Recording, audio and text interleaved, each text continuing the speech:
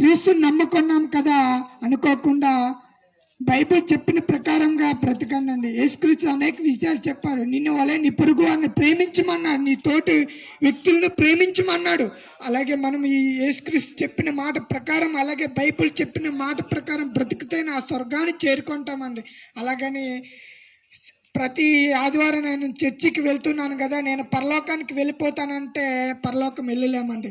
నీలో మార్పు చెందాలి. క్రీస్తు లాంటి స్వభావం నీలో రావాలి.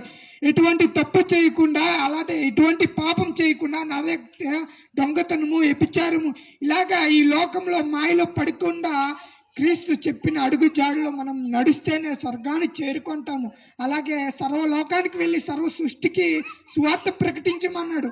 అలాగే మనము మన తోటి గ్రామాల్లో ఎంతమంది అనేక మంది అన్ని జనులు ఉన్నారు, దేవుని తెలియని వాళ్ళు ఉన్నారు. మనం చెప్పాలి, దేవుని వైపుకి తిప్పాలండి, దేవుని చిత్తాన్ని జరిగించాలి. అప్పుడు స్వర్గాన్ని చేరుకుంటాము.